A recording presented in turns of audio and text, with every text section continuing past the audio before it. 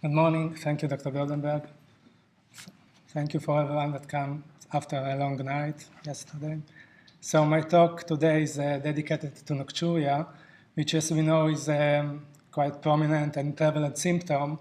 We deal with it in a daily basis, and the management as well as the treatment is quite challenging. During the last period, there is an accumulation data regarding nocturia, and some of this I would like to share today.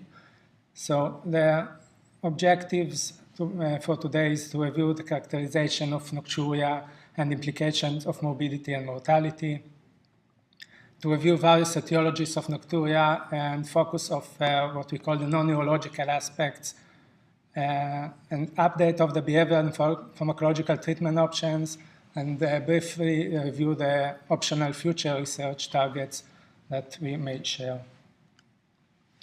So starting from the definition of the International Continence Society is quite straightforward, and it's the complaint that the individual has to wake up at night one or more times to void. And actually our first question is that may arise is whether there is some importance to the number of the amounts of voids.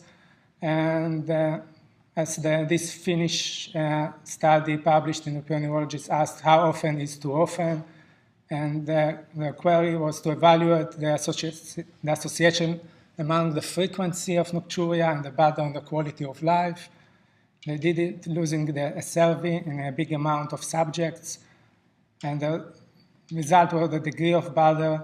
And as we can see here, that 20 to 20, if we speak about men with one void per night, so only about 10% have a real moderate to major aspects of effect on quality of life, compared to men with two voids per night, and of course even more, that had about 25% of the effects on the quality of life in a moderate or major degree.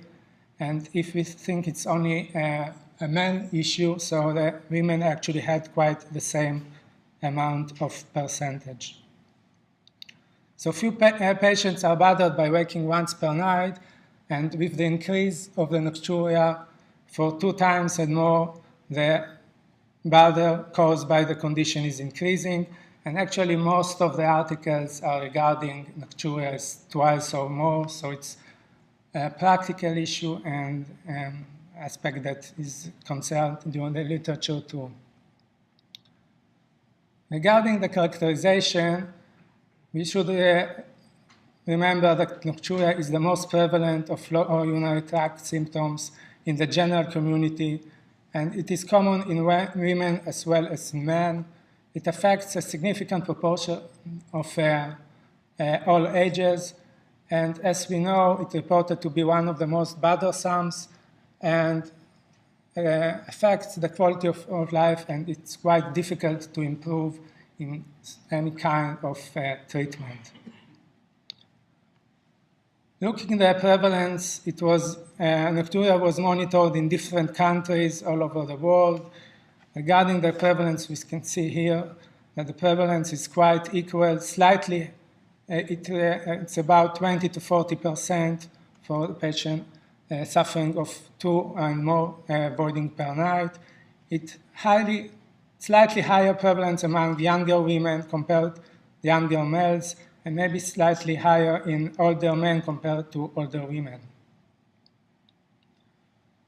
The effect of the nocturia is actually it specifically has effect on the deep phases of sleep, which is essential to renovation, and it results in profound fragmentation of the sleep and cause of sleep disturbance in people, especially over the 50s.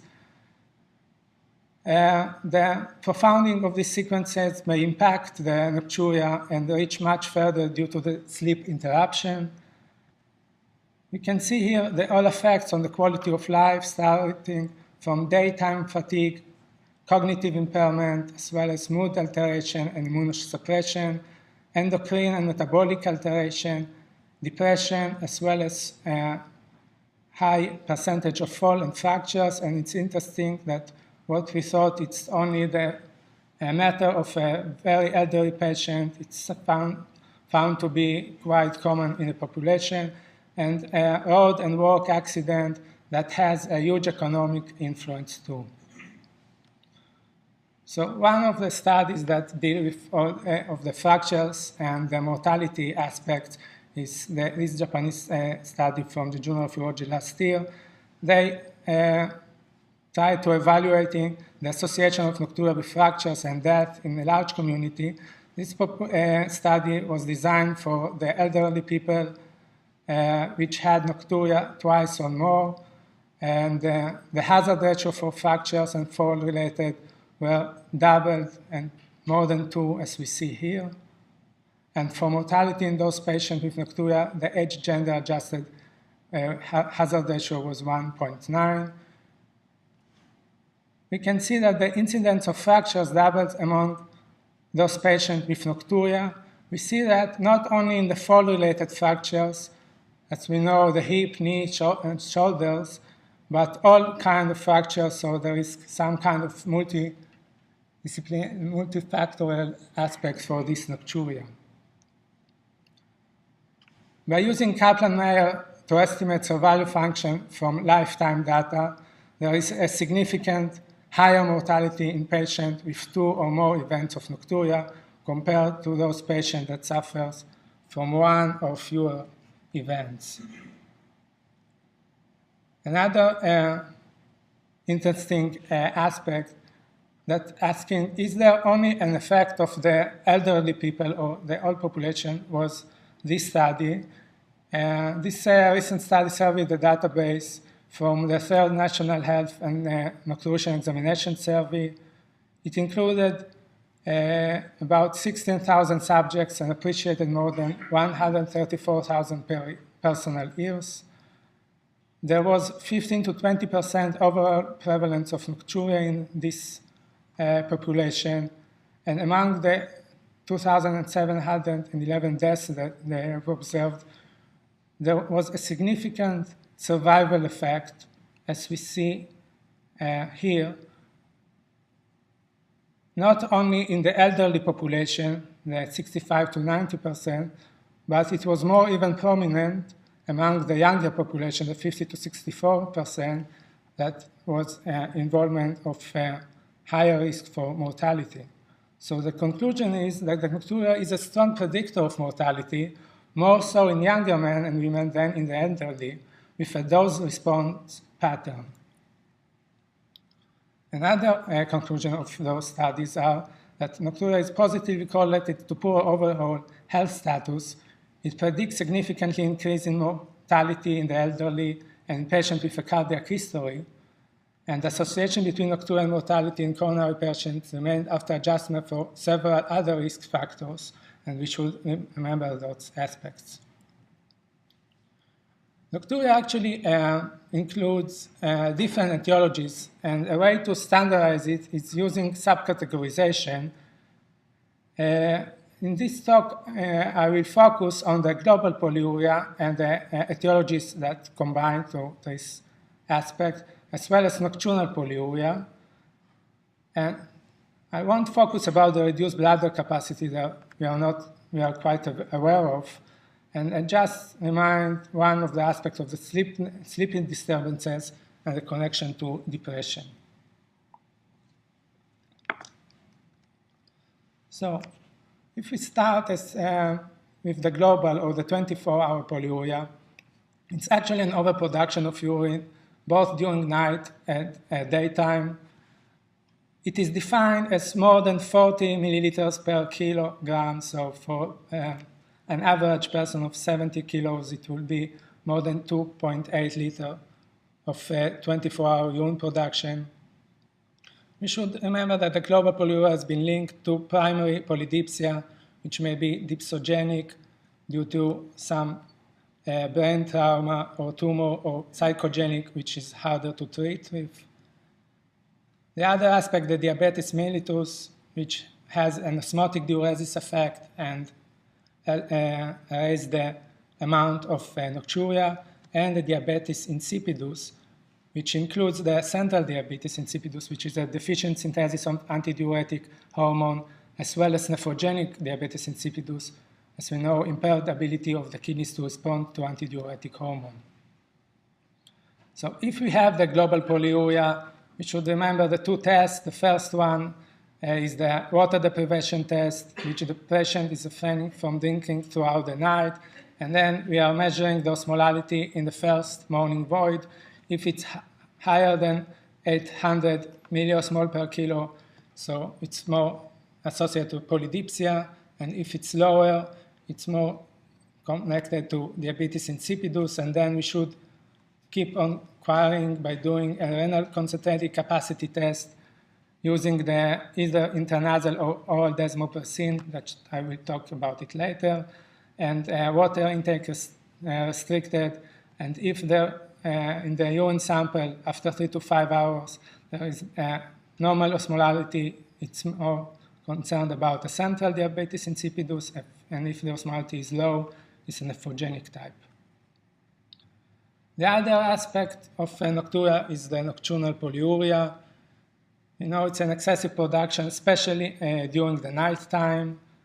By definition, it constitutes more than 20% of total output in the younger population and about more than 33% in the elderly population.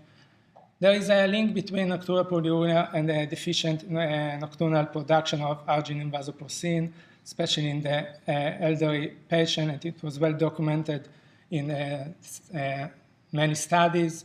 And the lower levels of arginine vasopressin actually gives us an appropriate response to reintroduction of third space fluids into the circulation. There are some diseases that we should concern and remember when discussing the nocturnal polyuria. The first one is the congestive heart failure or the hypolipinemia that had actually the same mechanism.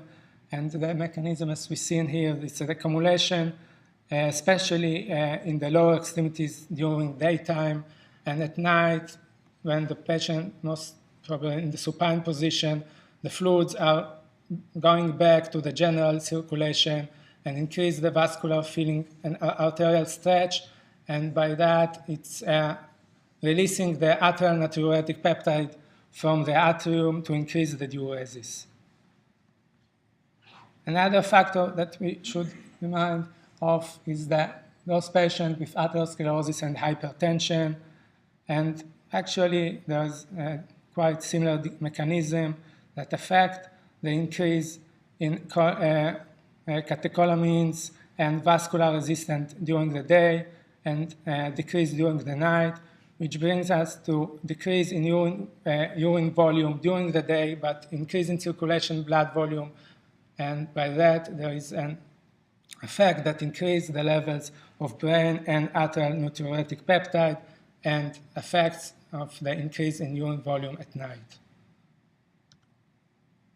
Another very common symptom that we should remember is the obstructive sleep apnea, and some of the next slides I would like to speak about this phenomena.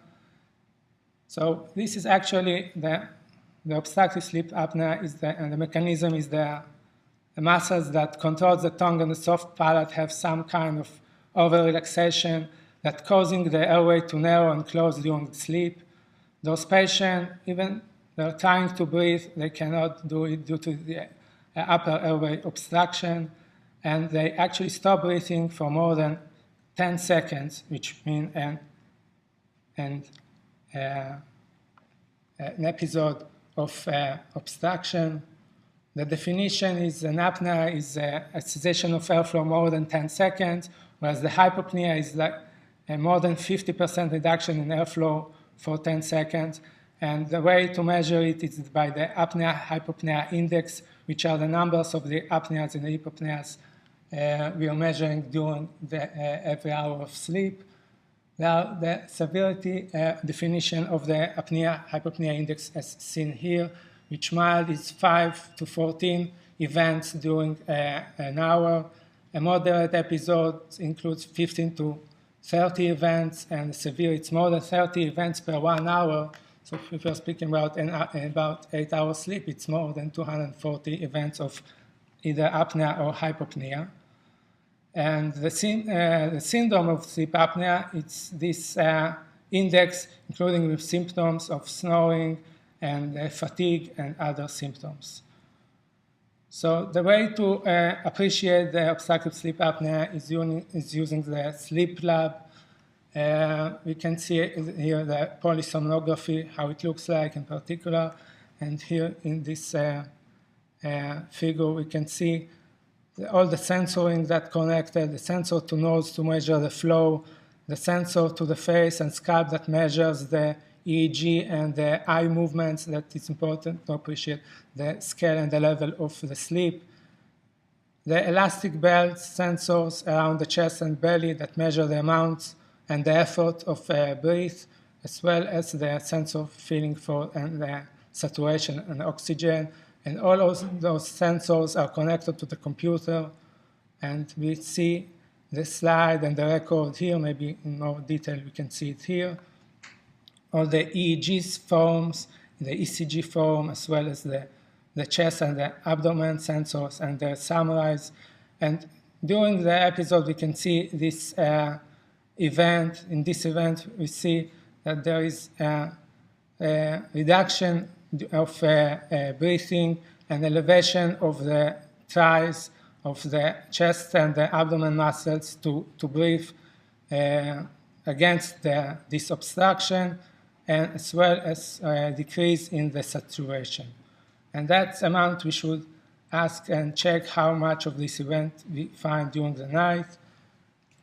And it's important to remember that the prevalence of this issue is very high.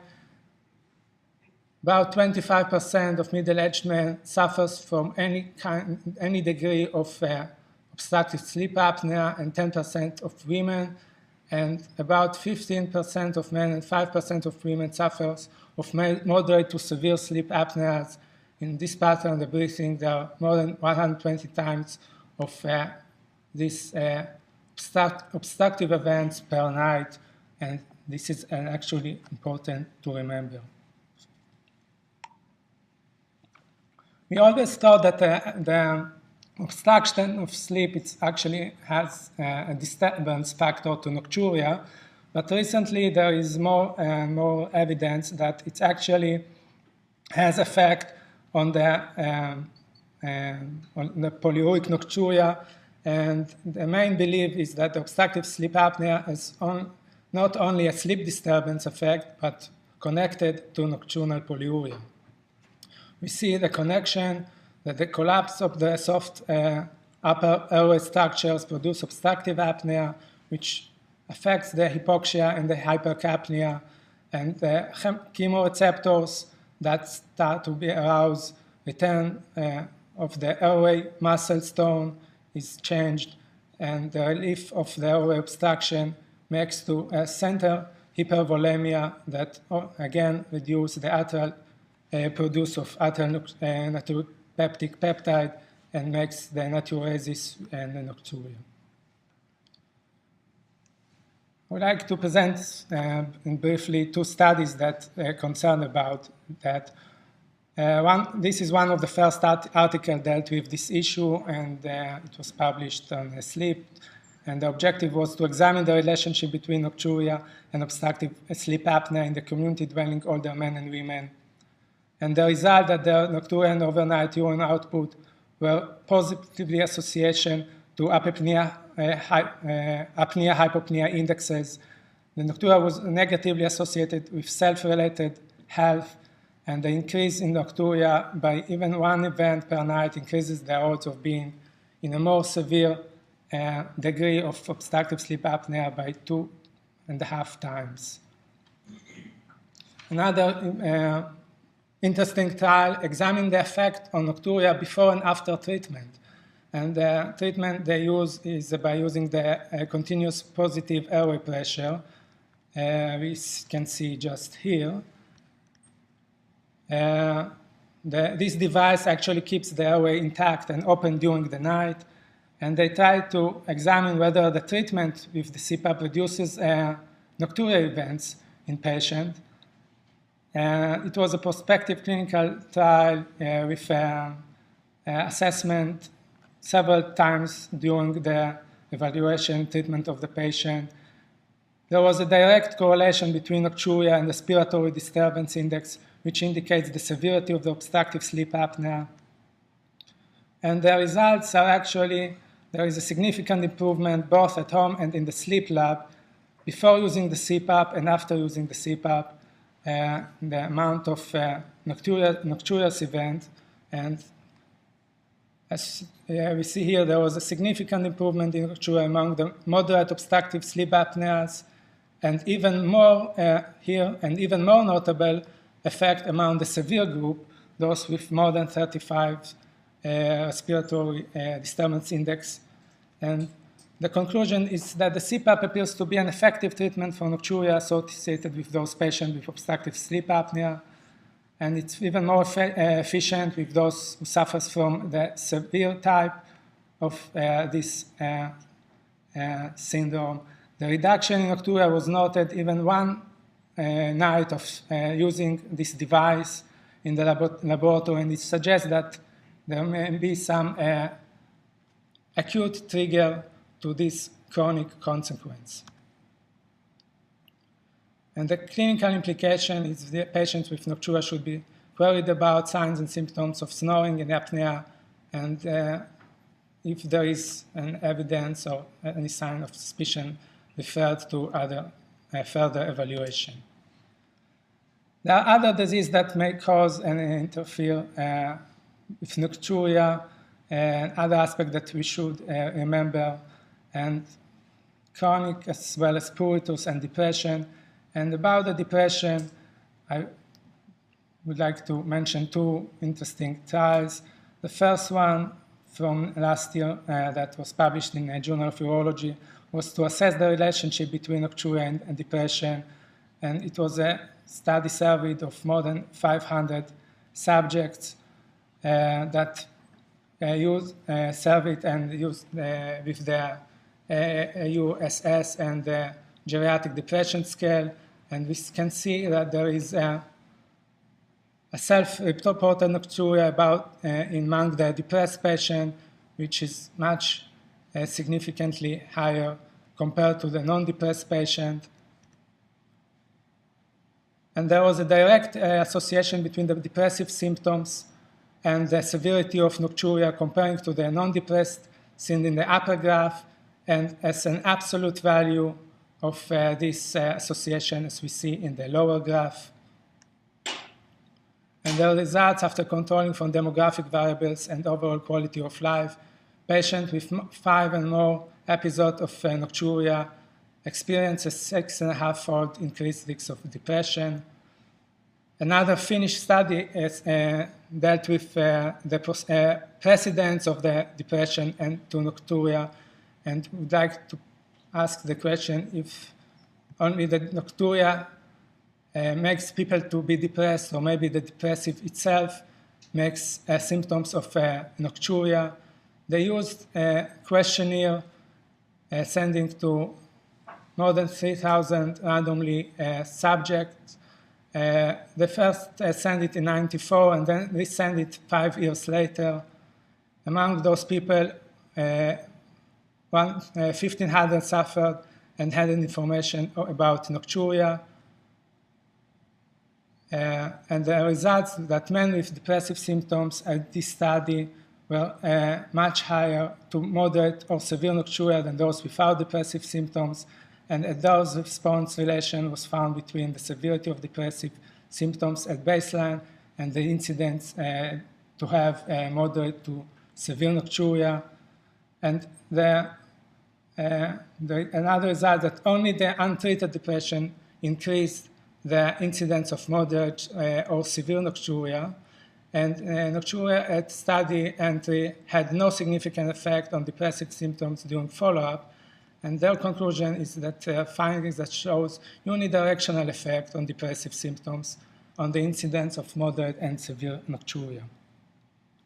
As we know, the nocturia associated with impaired bladder capacity that can be idiopathic or neurogenic, and that the total overactivity is less apparent in the supine position. Another aspect that we are all aware of is the reduced bladder compliance, which should be in the normal limits, which steady rise in pressure during bladder filling should be in a normal size and of the events.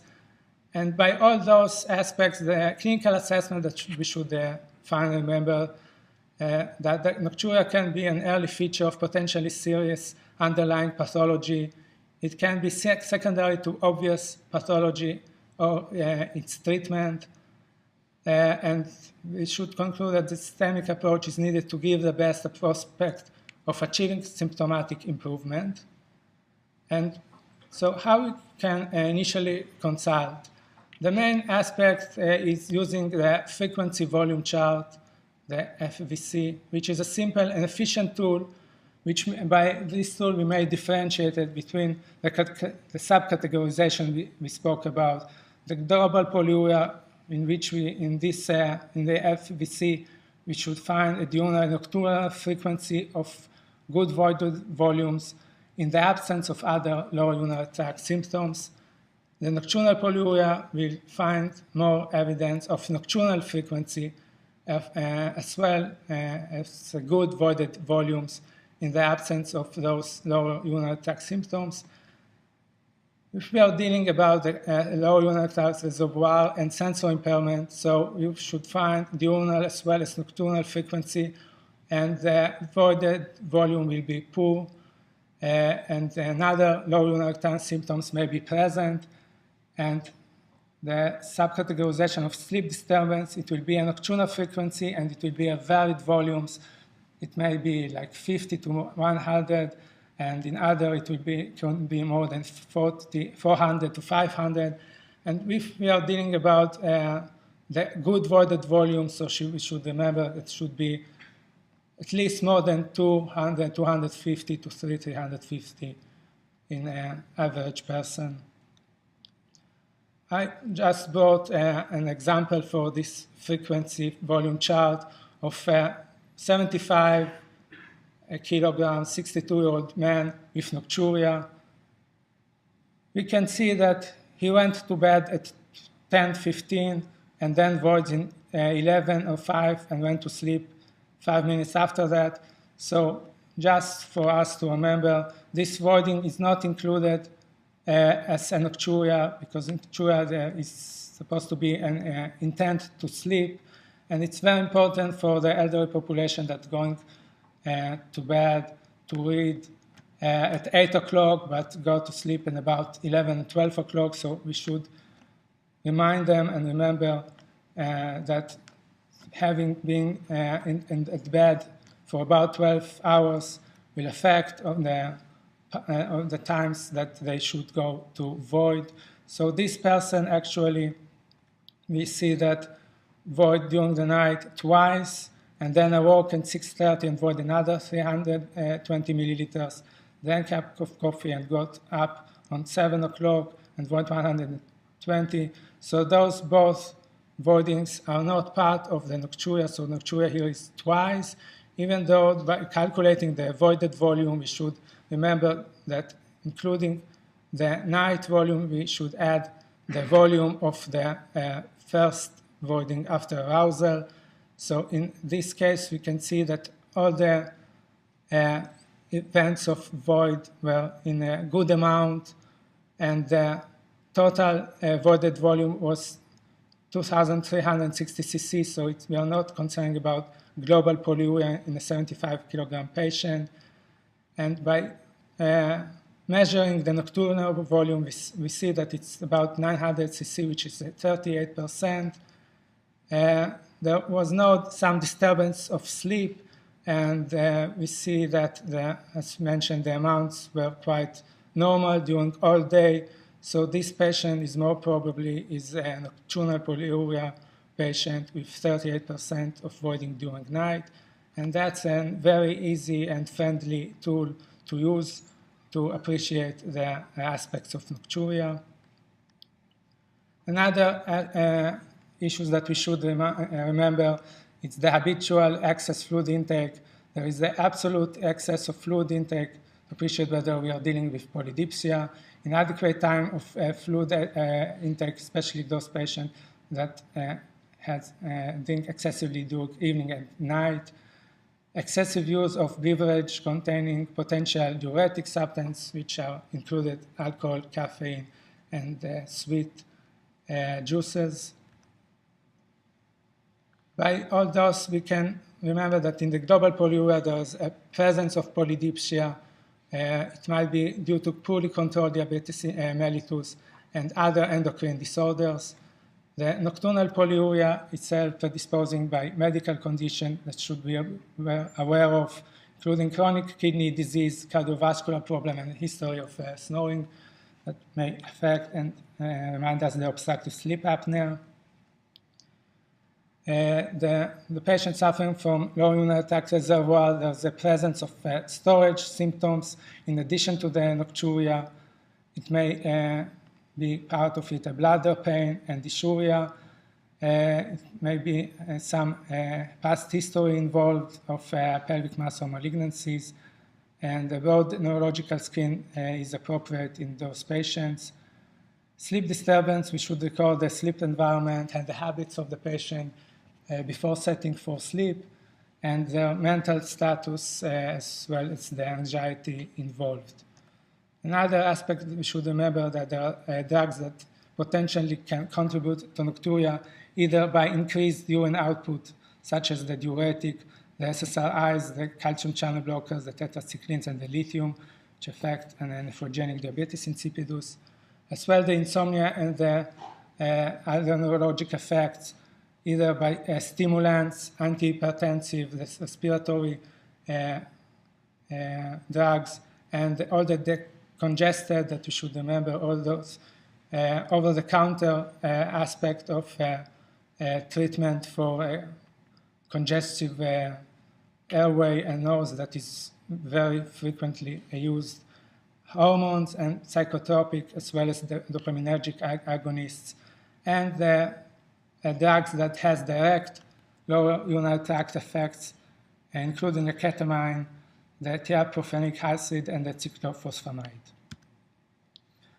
When we are dealing with the physical examination, so including to the order one, the additive part to the physical examination is the orthostatic vital signs for evaluating autonomic neuropathy and evidence of congestive heart failure and venous insufficiency. In our investigation, as mentioned, the frequency volume chart is the minimum necessary, and we should check the blood glucose to appreciate whether there is a diabetes mellitus, as well as urine and electrocyte evaluation to appreciate any electrocyte imbalance or renal dysfunction, as well as lipids and cholesterol for atherosclerosis. The management itself is directed to the cause of the problem, and we should remember that any failure to correct and identify the underlying mechanism may affect on the outcome and the satisfaction of our patients. The main points to consider is that this treatment is aimed basically to improving quality of life, as well as other morbidity and mortality issues. The symptoms can be refractory, and the evaluation of treatment should be before and during treatment, and it allows us a greater sensitivity and control about the treatment response. By treatment itself, so we should remember that the behavioral treatment might affect all the substandardization of the nocturia. A more precise treatment is for the global polyuria is optimizing the diabetes mellitus control. If there is evidence of the central diabetes insipidus, we can treat with the desmopressin that I will speak about later. And the polydipsia, we should manage the fluid intake. For the patient with the nocturnal polyuria, we should optimize the management of the underlying medical disease that's mentioned previously, treat with desmopressin, and a new concept is treating with diuretics, as we see in some of the trials. Other aspects, if there is a reduced bladder capacity, we should treat that, although the treatment, as we see, has some mild effect. And sleep disturbance, we should optimize the management of the underlying medical cause, as well as usage of melatonin that can improve the sleep performance. About the behavioral treatment, sometimes we may ignore it, but still there is by improving the sleep environment and managing fluid intake and making regular exercise, we can improve the nocturias. Low limb elevation or using compression during the day may affect of the daily urine and reduce the amount of volume during the night. All these behavioral treatments is something that we should remember and affect, as we see here. And there is the study from Journal of Urology last year. In this Japanese study, they test the efficacy of non-drug lifestyle measures as a first step in treating nocturia. They used very obvious modification by restrictive of fluid intake, refraining from excess hours in bed after waking up, moderate daily exercise, and keeping warm in bed. And the evaluation of efficacy was using the frequency volume chart as well as the IPSS and the sleep quality index. And the results was actually that there was improvement in the number of nocturias from about 4 to 2.5, only by using this behavioral treatment, as well as the nocturial urine volume decreased quite significantly. And the treatment was significantly more effective in patients with larger amount of global urine production. So the non-drug lifestyle measures were effective in decreasing the number of nocturial episodes and improving the quality of life. Another a very important drug is the desmopressin, which is a synthetic analog of the antidiuretic hormone of AVP, arginine vasopressin. It has a more powerful and longer-lasting antidiuretic effect comparing to the arginine vasopressin. As its mechanism is by increasing the reabsorption of water in the distal and collecting tubules of the kidney via the action of the V2 receptors, and by those reducing the urine flow, especially during the night. Several studies verify the significant improvement of adjusting desmopressin for nocturia compared to placebo. We can see some of those studies here, that there was improvement in nocturnal voids as well as improvement on the undisturbed sleep period prior to the first awakening. Although the side effect, the most prominent one, is the hyponatremia. It was documented, but we see that during the last treatment by titrating, this side effect is tried to be minimal than it used to be. This trial of Mattison, published in British Journal of Urology, it was a randomized control trial showing effectiveness of oral desmopressin on men with nocturia. And we saw that 34% of patients experienced clinical response compared to only 3% in the placebo arm. The mean number of nocturia voids reduced about 50% from 3 to 1.7. Another trial of Flowers and al. Actually was a randomized control trial, evaluated the effectiveness in the women population, and in this population there was a 46% clinical response of the desmopressin arm compared to the 7% response in the placebo arm. The mean number of nocturnal voids in this trial was reduced too significantly. Still, long-term studies show that efficacy is maintaining during the first year at least of treatment, but there is a rebound effect is seen if the treatment is withdrawn, and we should remember this aspect too.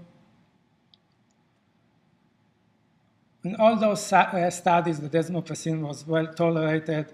The adverse effect, most of them were headache, nausea, and diarrhea, and other gastrointestinal, but still there is an hyponatremia, which is the main potentially serious adverse effect associated to the use of desmopressin. We know it from the child population as well of the elderly one. The primary predictor is the increasing in age of the adult population. And so the initiation of desmopressin should be carefully administered, especially for the elderly population.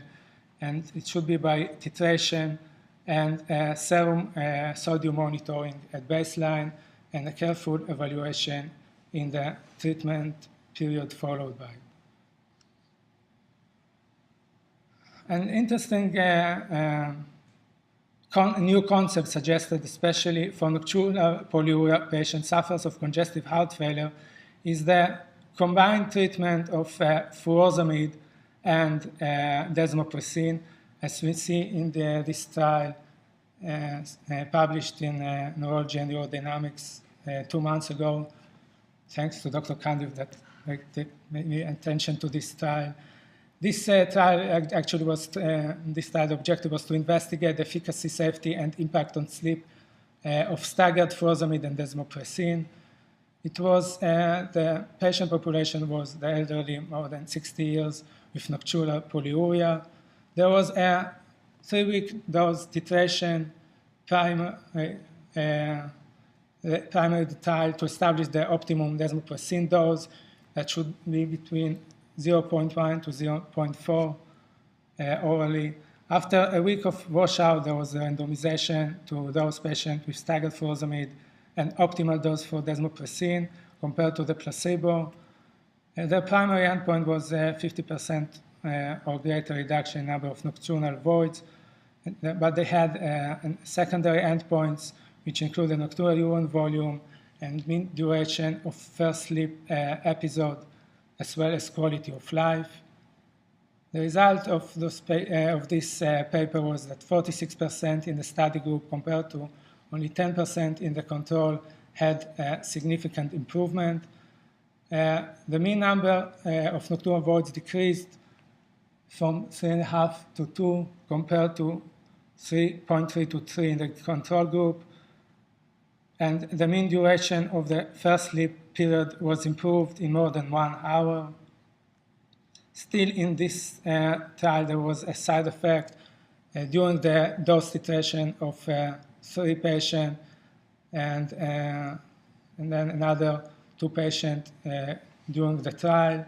But those was actually only a laboratory hyponatremia without any significant symptoms. And they concluded that staggered dosing of furosemide and desmopressins is safe and efficacious for the short-term treatment of nocturia in the elderly, and longer-term and larger, of course, scale studies are needed to assess the efficacy of this combined treatment. Another interesting aspect is the pharmacological treatment for the impaired bladder capacity, which, as we know, contains the antimuscarinic drugs for the overactive patient, the alpha blockers, either alone or combined with the 5-alpha reductase supplements, and the hormone replacement therapy for the postmenopausal women. All the studies had, as can we say, it's only a mild influence on nocturia, and it was very interesting aspects about that in the study that published this month in British Journal of Urology by Eliana Smith and Ellen Wayne from Philadelphia. And they actually asking the question, does statistically significant equal clinical significance? What they actually did, they summarized the result of about 10 studies and had evaluated in the statistics itself and the clinical efficacy of the pharmacological treatment of nocturia. It's quite interesting because they mainly aspects were deal with the alpha blockers and the 5-alpha reductase inhibitors as well as the muscarinic And what they found, and just a few of the studies they checked. So the study of the Veterans Administration Cooperative Study, which included more than 1,000 men with BPH and had 4 arms of alpha blockers, 5-alpha reductase, combination, and placebo. There was a 50% reduction in nocturia as definition to the meaningful benefit. And by this definition, they allowed the achievement of statistically significant difference. But looking more precisely, the change in all the groups were less than half a nocturia event per night, which raised the statistical improvement. And if looking on the placebo, which was some improvement on 0.3, so actually this change is only a 70% greater improvement nocturia over placebo, and we should ask ourselves if this moderate significant improvement is actually practical. Another study they checked is the famous MTOP study. As a reminder, in this study, they're randomized in 4 groups of doxazosin, finasteride, the combination, the placebo. Their outcome measure was 1 and 4 years of follow-up, and the change was in the self-reported nocturia. And in this group, the change was about half nocturial event compared to the placebo that was a third change in nocturial event.